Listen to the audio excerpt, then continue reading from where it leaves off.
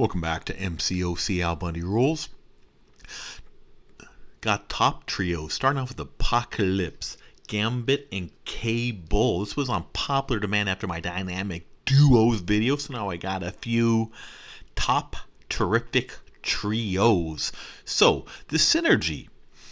It starts with Cable, lets him start with 4 charges. So instead of starting this fight with 1 and having to work your way up through a few fights to get 4 before you can get him fully maxed out and or pre-fight, you're able to start right away. So Apocalypse and Cable, they were also in my dynamic duos in my video for that, as they're an amazing, one of my top, if not my top dynamic duo to work. But you throw in an extra person in there I'm going to cover in a little bit, and they are an insanely terrific trio. So we'll see Apocalypse starts that fight with the quest with the maximum genetic code. So that is a big difference. That can actually save you 3 fights of working your way up, which especially in higher health pools, that's a big deal. Additionally, in this trio, the other 2 are mutants. So with this synergy with Apocalypse, 15% attack rating for each mutant on the team excluding self. So with this trio, that gives you an extra 30% attack. So an extra little bonus with this nice little trio right here. So we're going to start it. I'm doing pretty quick little fighting clips and just a variety of content in all these fights to kind of highlight these top trios and show you a little bit of what it can do, what they can do, and also show you a variety of different game modes, some ROL, LOL, maybe a little bit of story, maybe a little bit of event quest, just a variety of just some content, get into some regular play. When used right, you can permanently add DOT to a fight, so I'm purposely trying to avoid hitting Winter Soldier here. Look at those DOTs. Watch his health, using over 1,000 per tick. This is permanent. I locked all of those debuffs in permanently for the rest of the fight. So that's just a couple thousand a second. Don't even have to do anything at this stage. So that's a cool little thing on Apoc right there. People talk about his synergies a lot. People talk about his utility. I don't always see a lot of people talking about his amazing, pretty cool DOT items there. So now let's go into another fight. It's going to be wrapping up our little highlights of Apoc really soon. And those of you who watch my dynamic duos watched a little bit of him. But I didn't just hint at, I directly straight up said if I was to do a terrific trio video, that Apoc and Cable would be in there along with the third. And that third was Gambit. So those who've been watching my video should be no surprised whatsoever by this. So Cable here. So let's see what he does. So again, Apoc and Cable just go hand in hand like a horse and carriage. It just turns them into a degeneration super stud. Degenerate super stud. Not every day you hear those kind of words mixing together, are they? Degenerated super stud. All you do is parry and heavy. Watch those degenerations just stack on up and just melts them away. Takes very little hits. Takes very simple gameplay. Doesn't even need the pre-fight, which is makes this trio so good, because you got Apoc who's amazing, you got Cable who's amazing with the Apoc synergy, and then we're going to have Gambit who is ridiculously OP with the pre-fight of Apoc. So we says incinerate debuffs, 150% potency, additionally heavy attacks now inflict degeneration on each hit, and their stack limit is removed. So that's just with that Apoc synergy. No pre-fight needed, so it makes it really cool. That's why these 3 just go so well together. Another trio I was kind of looking at along with Cable and Apoc was adding Psylocke in there with the permanent power lock in there and the nice damage you get with the synergies. However, I had to go with Gambit because we're going to see why in a bit, but it did give me some serious food for thought when going between them. But of course, as we're wrapping up on our Cable, let's get into Gambit, this third man in this trio. Finally, here's Gambit. So, use Apoc on his own. You do one fight with Apoc, it gets the 4 charges. And then after that, use it on Gambit. And what he does here, so after his buff, he does pretty good damage. People always say, oh, he's relying on crits. No, because guess what? If you don't crit, then just do it again. All you do, if you're not sure what I'm doing, just watch my tutorial, my other videos. I got a few videos in Gambit. I got those little 10 spade thingies up. As long as I got them on 10 by dash and back, I can't take any block damage. That includes with the attacks. That includes with special 1, special 2s. I'm taking 0 block damage. I got 100% perfect block. So who cares if it doesn't crit? Guess what? I can just do another S2. And you say, well, wait a minute. What about Recoil if you're running suicides? Again, who cares? With this synergy and Prefight, he actually heals at the beginning of every fighter when there's bleed, so you can recover from those recoil. Okay, and there you saw some pretty good damage. He does some pretty dang good specials, especially with crit. Even if it doesn't crit, it's not that big of a deal. Still does some pretty nice stuff right there, pretty respectable damage, but that's not what makes him OP. There's plenty of champs that do some pretty heavy damage. You can get these stun locks going on. You can get these stun chains going on. You can get massive S1, S2 damage going on with those prowess. You can do several in a row with those prowess stuff. But what makes them crazy is this kinetic charge is a 70% chance, additional 1. So each kinetic charge gives a 10% perfect block, a max of 100%. So with 10 of those kinetic charges, those little spade doohickeys, you get 100% perfect block. It's like a cheat code for the game. Used around with a little bit of practice. Not even that much practice. All you ever do is hold down block. If you see a heavy coming, then avoid that. Other than that, that's all you got to do. That's that simple. And just don't push them to S3. Other than that, you can't lose. I mean, how more OP or broken can you get?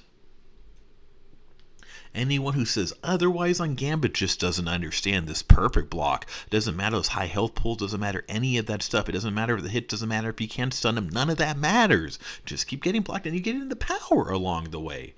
And of course, he does some pretty good damage. So we'll take a little bit of this pretty nice damage as well. But this is just an extra bit. So that was 200,000 damage on a regular fight off of one single S2. Pretty good stuff right there, right? And gets a lot more with them as well. But now let's get into the next top trio. This is Ghost, Hood, and Wasp. And I know if I did not have this trio in here, at least the one of the trios with Ghost, I know I would have heard about it. I would have got trolled. Everyone would have said, where is it? Where is it? And again, this is going to be a part 1. I'll have more top trios coming up at some point in the future. But I had to go with Ghost. I went with Hood instead of Ant-Man, and I'll show why as we go. But unblockable specials while phased with synergy with Wasp. So does she have to have the synergy? No. Does it make things so much easier? Oh yeah. And Wasp is super underrated in herself. But we see how amazing Ghost is. It just takes everything so much easier. Not 100% needed, but the Hood one is extremely good, especially for anyone who runs suicides. And Ghost is amazing with suicides. Biggest downfall with suicides is that recoil. Well, guess what? You see how I dex back exactly as it happens? No recoil damage. Hood cheats recoil. One of the very few counters in the game for recoil to take no damage whatsoever. And we continue to see some nice damage. I'm using Ghost a few different ways. I've done some videos with Ghost. No matter how you use it, or someone's gonna say something. If you only phase in and don't do any blocks for furious, people complain. If you do parries for furious, people complain. So I'm doing a little bit of both, just to give her some good play, show some good damage, build some furious in some parts and some not. But the main part I'm highlighting here with Ghost is this trio, because this trio really just makes an amazing champ just a whole nother level, beyond a whole nother level. Getting those unblockable specials, see how easy that is, right? You don't have to worry about it like that. And then phase back and no recoil. Such a suicide friendly champ, and even more so when you don't have to worry about the 5% damage each time you do that S2. So almost 100,000 S2 right there. When it phased out of the recoil, although phased back into soon, took a couple punches to the head, but we'll just ignore that, won't we? So let's go ahead, phase, and do a little parry heavy, trying to get some furies, which didn't quite happen. And then looking at the timers on the face, go ahead and throw in that S2 and pop, pop, boom. Now let's look at Hood. He just got a really nice buff. People can say whatever they want. Check out my tutorial, learn how to use them, try it for yourself before you judge. People just are way too over the top sometimes on their expectations on buffs, or somebody gives a bad review because they didn't learn how to use them correctly, whatever it might be. Hood is awesome. Okay, very, very, very good. Is he an OP champ? OP? Nah, is he super good? Absolutely, and especially in this trio. So the synergy with him lets him start the fight invisible, which is good because that's an easy way to reload some more bullets. And I did a after buff tutorial on Hood to where I show you how he can do some insane damage. I'm going to show you a little bit of this damage too on this clip, especially as you keep reloading bullets. But just a matter of going invisible to reload the bullets. Just keep cycling back into invisibility, and we will see how it starts the fight invisible. So starting the fight invisible, let a few hits miss, gets you a free extra reload of bullets right off the get-go, not even have to worry about it. But he's got also these staggers, he's got the fate seal, he can do some crazy damage. I'll do over 300,000 heavies. This is only an R4 5-star, by the way. Takes a little bit to build up, but even if you don't build it up that high, he can do some great damage. His regular basic attacks are not overpowering damage, so that's what some people focus on. Just build up some of these hexes and watch as we're up here. I got 97, 99 hexes on him. So as soon as I decide to go ahead and do a heavy, watch this. This is going to be some pow. Over 300,000 damage right there. Over 300,000 damage off of that. So he can do some insane damage. I got more highlights on those. But as hopefully as we're seeing, some of the people are being over dramatic about the buff, or even calling this a nerf, which is completely asinine. Nah, amazing champ. Just people try to get ratings and just go dramatic stuff just for the fun of it. But now, as part of this trio, let's wrap it up with Wasp. Wasp, another underappreciated great champ, and with this synergy with Ghost, stays active when Wasp is under 20% health. So what we have here is that counter sting is what stays active. It does not disable when Wasp is below 20% health, which could be very helpful, especially when Wasp is lower health. And she got some great things from these power stings, way underrated damage. Can take off some of the debuff and non-damaging, can get some guaranteed crits, can get some evades, can do all kinds of great stuff. The big thing about her, she's a little bit of a glass cannon, so she is someone who could pair pretty well too with guarding if you want to, with his team block proficiency item, or just play a little more careful. Don't try to do a lot of pairing, don't try to do a lot of blocking. A little bit won't always be too big of a deal based on content. I love kind of doing the 4-hit combos, getting the first part of the heavy and then launching an S2. It's just so satisfying, so many hits, and it feels good doing that on her. Great thing about her is being able to chain those heavies at the end after 4 hits, though. At the end of those combos is a great part of her. So she just fits in well. She could do some good fights in part of this trio. She can definitely hold her own on this trio, and a good reason why this trio is so great is all 3 champs are extremely usable. They all shine in different areas and can do some crazy damage. You got to switch between them, and they do very well. As we're watching this fight, saw Sasquatch get destroyed. Here's been some EQ fights to where she works really good with these current August 2021 EQ science nodes, can build up some extra buffs relatively easy. And a good thing about them is, remember, just different content. Look for the different bits where they can shine a little bit better, and Wasp shines very well. And these EQs, based on how they work, can stack up some of those furies really easy, and you'll see these kind of nodes in EQ story, a variety of areas, and some champs that you might overlook. Amazing. And third awesome top trio is going to be Domino, Red Hulk, and Massacre. And I'm sure some of you were thinking back and forth, am I going to include this? Am I not going to include this? Am I going to include this? Am I not going to include this? Is this going to be a later one? I had to go forward and include this because this is an OG. It's an oldie but a goodie. I mean, this trio is just too OP overall. And then so Domino heavy attacks inflict incinerate that deal damage equal to that heavy attack's damage over 2 seconds. That's with the Red Hulk.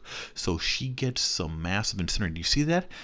And the Massacre synergy adds to her DOT damage by extending debuff. Each of them gain a second. So we gain a couple extra seconds of DOT. That can include on the bleeds and those and those incinerate. So with Massacre here, at the start of the fight, when ignition expires, Domino, debuffs last 1 second longer. So with Massacre side, they last 1 second longer. With the same synergy on the Domino side, debuffs last 1 second longer. 1 + 1 = 2. How is that for some math? You're welcome. Math tutorial. 1 second + 1 second = 2 seconds. So we get those incinerates off of heavies with Red Hulk. We get 2 extra seconds of debuffs with Massacre. You add that in and you just melt them apart. People, well, I mean, myself included, not always a huge fan of Domino. My big part about Domino is I don't like using her by herself because you just don't know what you're going to get, especially by herself. She's kind of random, a lot of RNG involved, things like that. Sometimes she's great, sometimes not as much. But when you have the trio, it doesn't matter. It's all going to balance out because those extra 2 seconds of debuffs, those incinerates on heavy, that more than makes up for a little bit of randomness. So if you're going to go trios, you cannot talk about a top trio without talking about this one. It's just very, very OP, very, very hardcore, very simple. So Domino does her things. She kind of smacks and dabs and boom chaka-luckas them. You see that? You'll see random numbers going on. That's one of the biggest criticisms on Domino. But again, with this Trinity, it more than balances out for it.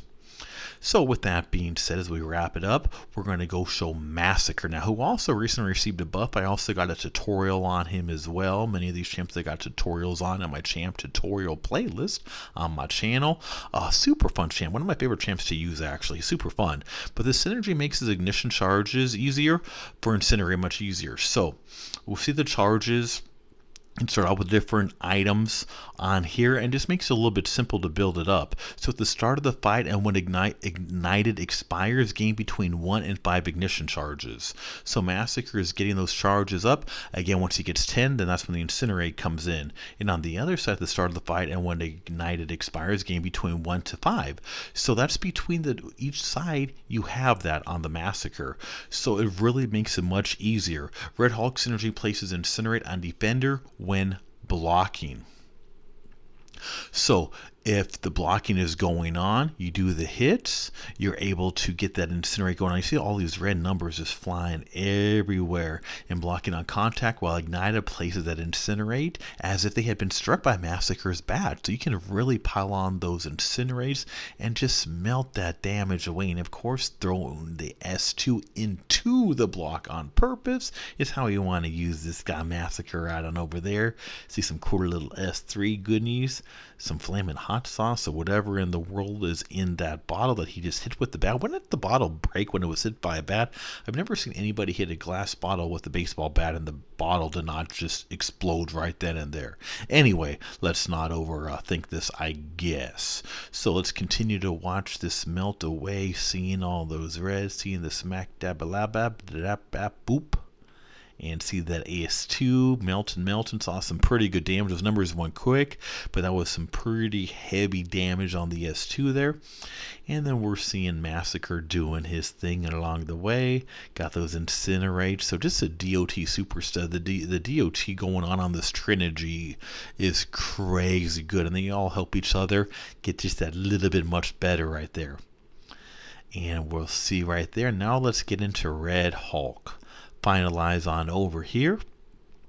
So he's also a great champ. He got a buff a while ago, a couple of years ago now, I guess. Was one of the original good buffs in the game. Now a lot of good buffs have been coming out, but this synergy with Domino makes it to where half as many heat charges needed for Reagan for the regeneration. This is awesome because watch, instead of going down to 8, it only went down to 9. So instead of taking 2, it takes 1. Especially for people like me who run suicides, this is huge because I recoil. So Special 2 Regenerate consumes 1 less heat charge and recovers 18% more health. So you get more regeneration, less heat charge. So running suicides, this cancels out the recoil and then a little bit. So we get around 10% back, but I'm only losing 5% on recoil. So it makes a massive difference. It makes them much more sustainable, much more easier to play. And it just really rock and rolls along the way with this. So blocking the contact attack. So starts the fight with 2 heat charges here on the Red Hulk. So able to start that fight in that category. Seeing, DOT going in. We're seeing those red energy numbers as we go in there. We see that regeneration, only one heat charge right there. And then kind of smack him around a little bit. And now we're going big boys against big boys. Red Hulk against Rhino. As we're winding up the showcase on this Top Trios Part 1, based on popular demand after my Dynamic Duos Part 1 and 2, and maybe more to come later down the road, because some of these trios are just too dang good. There's a lot more. If there's someone I missed, and I know there's several I missed, which is why this is Part 1. Going to be another part coming up. Put in the comments, let me know who your favorite is. Let me know who you would like to see in Part 2. And I know there's some good ones in there, so feel free to add. And no, I didn't forget about them. I can only put so many in and keep this in a respectable time frame of a video, so there is more coming on these top trios. But as always, what's always important, you enjoy the content, you enjoy the videos, find anything useful, just go ahead and click that top left icon and subscribe if you haven't already done so. Guess what? It's free! Limited time only. Okay, forever is free. Don't forget to turn those notifications on too. Be sure to get the information the quickest as possible. And as always, thanks for watching. Don't forget to watch some of the playlists, other videos, and thanks for watching.